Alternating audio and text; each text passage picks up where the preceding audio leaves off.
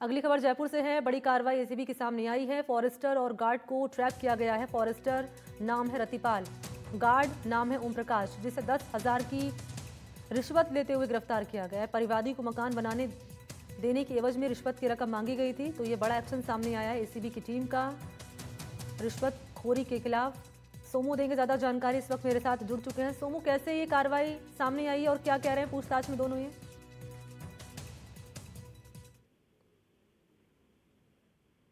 सोमू,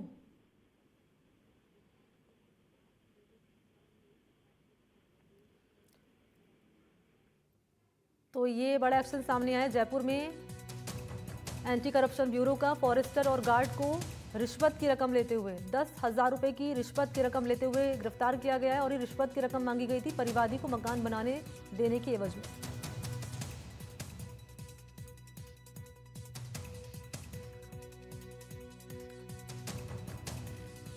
तो घूसखोरों के खिलाफ एसीबी की टीम लगातार शिकंजा कस रही है। इसी कड़ी में एक और बड़ी कार्रवाई जयपुर से सामने आई है। फॉरेस्टर और गार्ड को एसीबी ने ट्रैप किया है 10,000 की रिश्वत की राशि लेते हुए।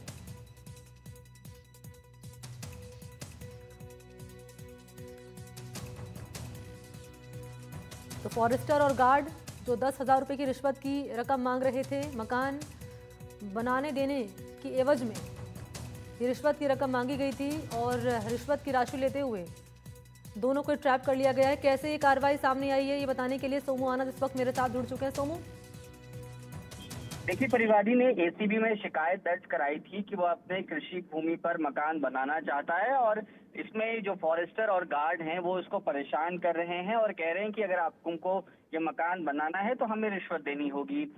जैसे उसने शिकायत दर्ज कराई उसके बाद एसीबी की टीम ने शिकायत का सत्यापन किया और फिर ये कार्रवाई की है।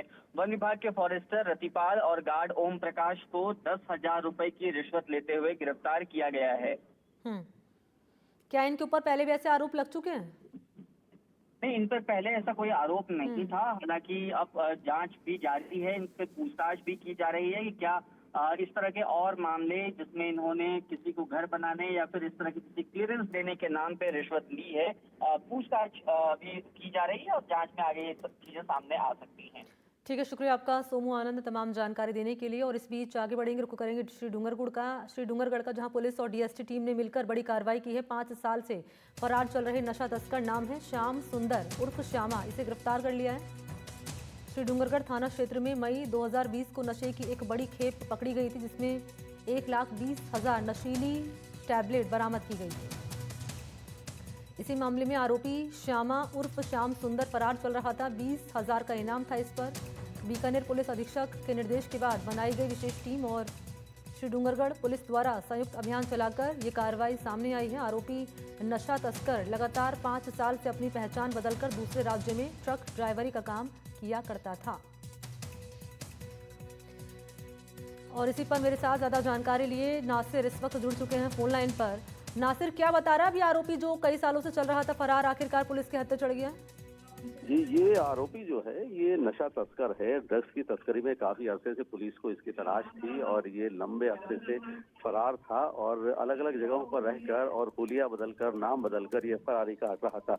दरअसल दिक्कत ये थी कि इसकी शक्ल इसके भाई से बहुत मिलती जुलती है, तो इसलिए पुलिस इसको अरेस्ट करने में बड़ी दिक्कत महसूस कर रही थी। और आखिर में ये दबोचा गया और दबोचते ही पुलिस ने इसको पकड़ लिया। और अहम बात ये थी कि जब भी पुलिस के चंगुल में आता था तो ये अपनी बजाय अपने भाई का हवाला देकर छूट जाता था, क्योंकि इसके भाई की शक्ल इससे मिलती रहती थी।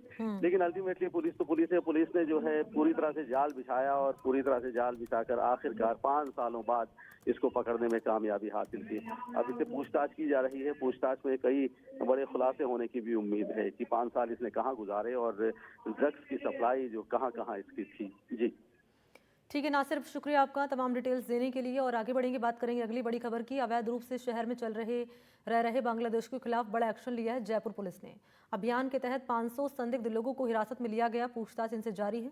पकड़े गए लोगों में कई संदिग्ध हैं अपराधी जो शामिल हैं। जयपुर पुलिस कमिश्नर जानकारी दे रहे हैं कि यह अभियान आयुक्तालय के सभी थाना क्षेत्रों में सक्रिय अपराधियों के खिलाफ चलाया गया था और इसी अभियान के तहत ये बड़ी सफलता पुलिस की टीम के हाथ लगी है। उनके खिलाफ कानूनी कार्रवाई होगी जिन्हें हिरासत में लिया गया है और जिनके ऊपर आपराधिक मामले दर्ज हैं। दक्षिण के सभी थाना क्षेत्रों में अभियान चलाया गया है। सोडाला थाना क्षेत्र में 394 रोहिंग्या नागरिकों के शरणार्थी के रूप में जानकारी यहां पर सामने आई है कि शरणार्थी के रूप में यहां पर रह रहे थे।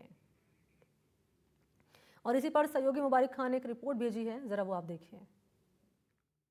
Jaipur police commissioner Biju George Joseph के निर्देशन में राजधानी जयपुर के अलग अलग थाना इलाकों में कल पुलिस ने बड़ी कार्रवाई की और पुलिस ने कार्रवाई करते हुए अवैध रूप से रहने वाले बांग्लादेशी रोहिंग्या के खिलाफ कार्रवाई की है, जिसमें करीब 500 से ज़्यादा जो जयपुर शहर में अवैध रूप से लोग रह रहे थे उनके खिलाफ एक्शन लिया गया है। और इससे पहले भी जयपुर पुलिस कमिश्नरेट की टीमों ने कई इलाकों में कार्रवाइयाँ की थी, लेकिन अब तक की ये सबसे बड़ी कार्रवाई मानी जा रही है, जिसमें 500 से ज़्यादा जो लोग अवैध रूप से जयपुर शहर में रह रहे थे उनके खिलाफ पुलिस ने कार्रवाई की है। हालांकि अब पुलिस 500 से ज़्यादा इन अवैध रूप से रह रहे लोगों को हिरासत में लिया गया है और हिरासत में लेने के बाद अब इनसे पूछताछ की जा रही है, इनके दस्तावेजों की जांच की जा रही है।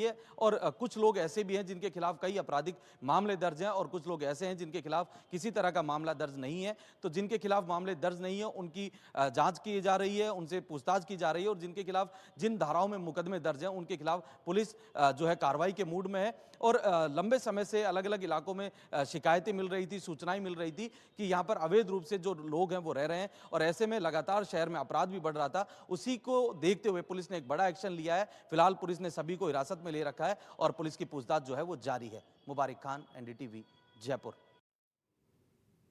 उधर भरतपुर के कोतवाली थाना क्षेत्र के रूधिया नगर कॉलोनी में मोबाइल टावर लगाने का विरोध करना लोगों को यहां भारी पड़ा है। टावर लगवा रहे प्लाट मालिक ने आपको जानकारी दें कि महिला के घर पर फायरिंग की है, पथराव कर दिया गया, जिसके चलते एक महिला और एक बच्ची हुए हैं घायल। खबर यह है कि रूधिया नगर कॉलोनी में एक व्यक्ति मोबाइल टावर लगवा रहा था। टावर लगाने के लिए की जा रही खुदाई के चलते कॉलोनी के आसपास के मकानों में नुकसान होने लगा। पड़ोसी और कॉलोनी के लोगों ने विरोध कर जिला कलेक्टर को लिखित में शिकायत भी दी है और इस मामले में कलेक्टर ने कोई एक्शन नहीं लिया। जब लोगों ने टावर लगाने को मना किया तो नाराज होकर सोमवार रात 10 बजे मकान में पथराव किया गया। साथ ही महिलाओं के सामने अर्धनग्न होने के साथ फायरिंग भी की गई है। पुलिस मौके पर पहुंची है, मामले को शांत कराया गया और कुछ लोगों को हिरासत में लिया गया।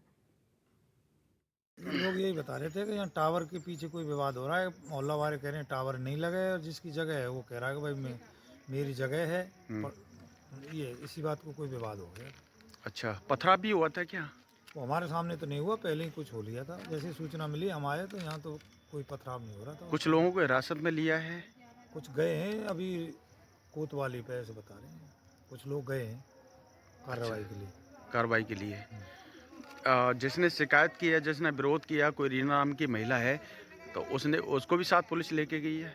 नहीं, अपने आप ही गए हैं। कुछ ट्रैक्टर ट्रॉलियों से कुछ मोहल्ला वाले शायद करके गए हैं।